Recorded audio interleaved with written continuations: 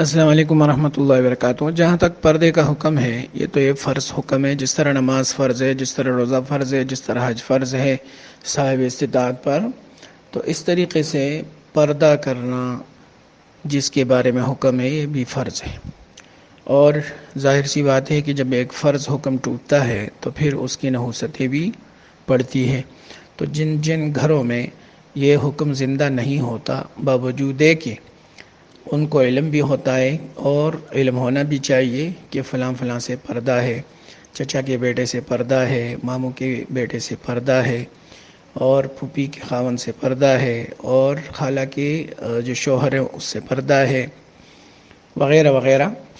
تو یہ سب کا ہمیں پتہ بھی ہوتا ہے، لیکن اس کے باوجود اگر ہم پردہ نہیں کرتے تو اگر اس کے بعد پھر خلاف واقعہ کچھ ہوتا ہے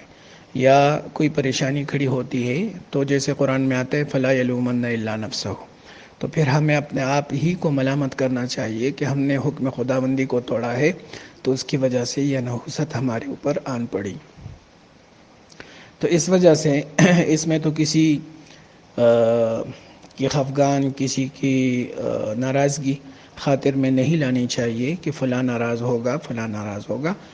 اس وجہ سے کہ ہم خدا کو راضی کریں گے اور یا فلاں اور فلانا کو، ٹھیک ہے۔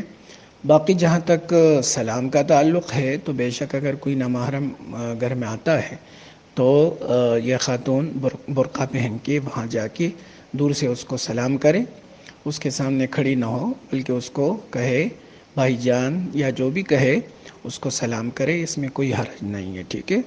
خاص طور سے اور لوگ بھی موجود ہو تو پھر سلام کرنے میں کوئی مضائقہ نہیں ہے، ٹھیک ہے۔ تو ایک بات تو یہ ذہن میں ہونی چاہیے۔ دوسری بات ذہن میں یہ ہونی چاہیے کہ جو آپ نے کہا کہ میت کہ ہاں جو ہے کھانا نہ پکانے کا حکم ہے، لیکن یہاں تو دیگے پک رہی ہے اور یہ پکڑے وہ پکڑے، تو ظاہر سی بات ہے جو غلط ہے وہ تو غلط ہے، ٹھیک ہے۔ السلام۔